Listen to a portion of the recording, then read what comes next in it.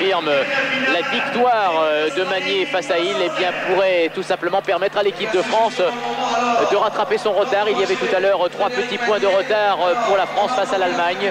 Et c'est l'équipe de France qui pourrait tout simplement se retrouver provisoirement, bien sûr, en tête de ce 4e Open des Nations. Frédéric Magnier face à Hill avec le Français et son vélo jaune sans roue pleine. Oui, il a les roues à bâton, Frédéric. Il préfère courir avec ce type de matériel. Ça les réussit bien d'ailleurs. Il se sent plus à l'aise, plus agile. Alors quelle tactique adopter là dans ce cas précis avec un adversaire de la trempe de l'Australien? Actuellement, Frédéric est contraint de mener la course. C'est pas la course qu'il affectionne particulièrement. Et il préfère être détaché de son adversaire et de surprendre de l'arrière. Enfin,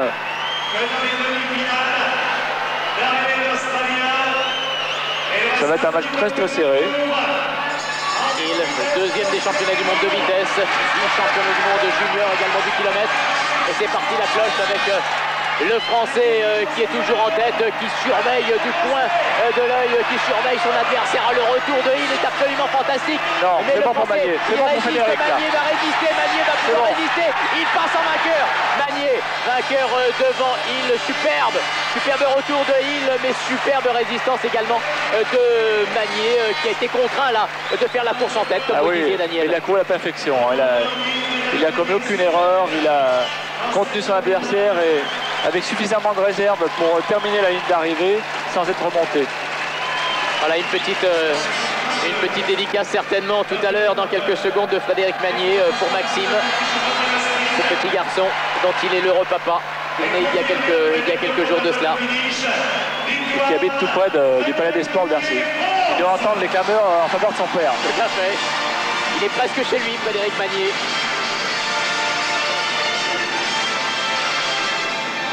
En tous les cas, sacré métier pour ce garçon. Voilà, et confirmation de ce que nous vous disions il y a quelques minutes. La France passe en tête avec 30 points devant l'Allemagne, 29 points, ex-aequo l'Allemagne avec 29 points. Voilà, et puis le Kirin maintenant avec, si je ne m'abuse, la deuxième manche de ce Kirin, puisque l'épreuve se dispute en 2 manches. Oui, alors là, on va avoir affaire à peut-être des règlements de compte dans ce genre de course. Oui, Jean-François, aux côtés de Frédéric. Alors Frédéric, un mot peut-être pour votre femme après cette belle victoire, si elle nous regarde encore. Je ne vais pas dire à chaque fois, je dis la victoire finale, voilà. Belle victoire en tout cas face à Hill, une belle soirée et une victoire qui permet à l'équipe de France de prendre la tête. Voilà, ouais, c'est super, donc je suis super content. Une équipe de France qui s'est préparée particulièrement pour cette grande soirée ici devant son public à Paris. Donc moi c'est un gros rendez-vous, donc j'essaye d'être au rendez-vous, donc c'est super bien passé, j'ai déjà rempli mon contrat. Petite analyse juste sur cette course contre Hill. Ça a été très dur, hein, mais j'ai réussi à le contenir dans les derniers mètres, donc c'est bien. Merci Frédéric. On est étonné, Daniel Morellon, par la fraîcheur de ces clés. Je crois que c'est un petit peu le propre du cyclisme dans son intégralité. Dans l'ensemble, c'est vrai que les cyclistes sont assez approchables et collaborent étroitement. Voilà, et Fabrice Colas, bien évidemment, pour défendre les chances françaises. Plus de 10 ans d'équipe de France, Fabrice Colas, un vieux de la vieille. Et oui, Fabrice est arrivé dans l'équipe de France à l'occasion des Jeux de Los Angeles. J'étais alors l'entraîneur de Fabrice. Et il avait terminé 3e des Jeux Olympiques de Los Angeles. On peut dire qu'il fait actuellement, Daniel, partie des 10 meilleurs pistes mondiaux. Fabrice, dans la discipline du Kirin, certainement. Dans le sprint, disons dans les 12 meilleurs. On a l'impression qu'il s'est un petit peu peaufiné parce que taquiné un petit peu par la nouvelle génération, la génération montante. Oui, on peut dire que ça a été une source de motivation supplémentaire pour Fabrice et pour Frédéric également, puisque un peu plus âgé, une trentaine d'années. Fabrice atteint les 30 ans, oui.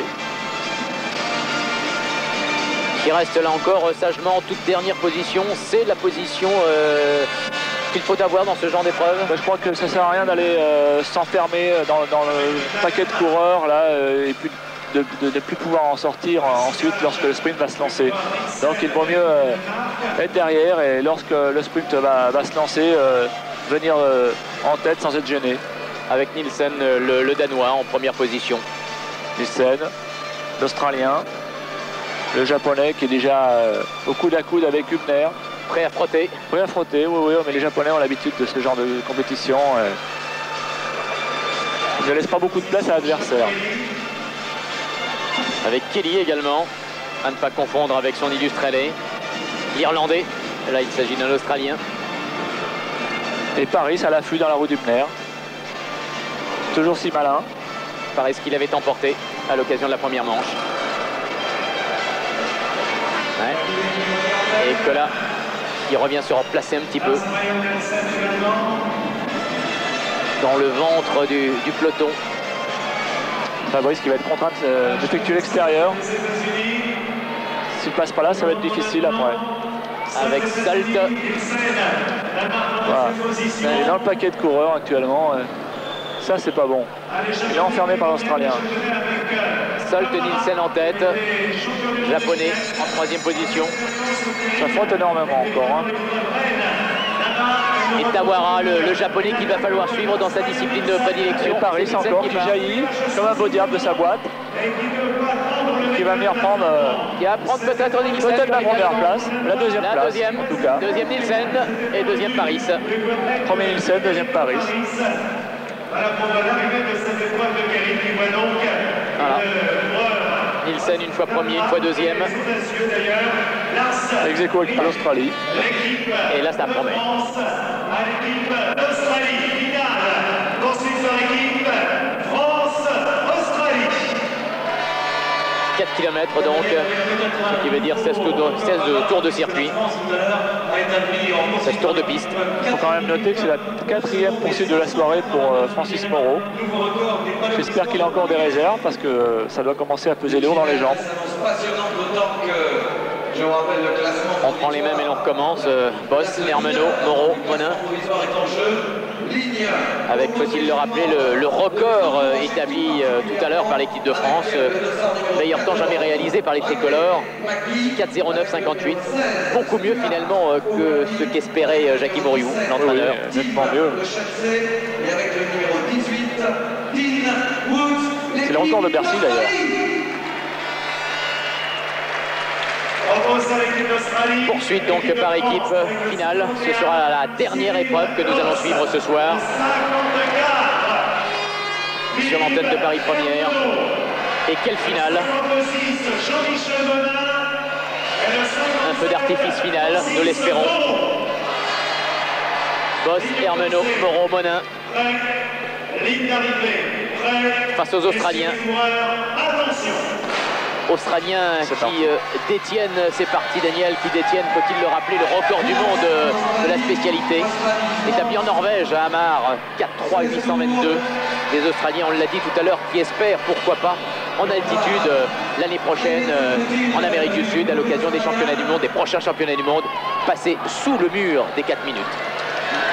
Les Australiens qui ont l'habitude de s'entraîner en altitude. Chaque année, ils effectuent un stage en altitude au Colorado pour préparer les championnats du monde.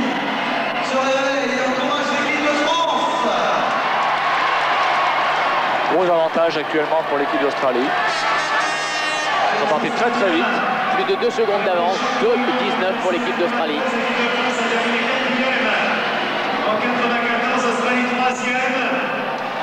L'Australie vice-championne du monde de la spécialité. Les Français ayant terminé 4e, eux, à quelques secondes de la 3e place. Alors que nous sommes au quart de l'épreuve. Premier kilomètre en 1,5 pour l'équipe d'Australie. L'équipe de France est partie un peu moins vite que lors des qualifications. Les tricolores sont très lancés maintenant. 20e écart avec l'équipe d'Australie. 2,79 toujours et encore tout de même pour les Australiens. Voilà pour l'équipe de France. Encore une dizaine de tours de piste à couvrir. L'équipe de France a réduit l'écart, a gagné 7 dixièmes de seconde sur un tour.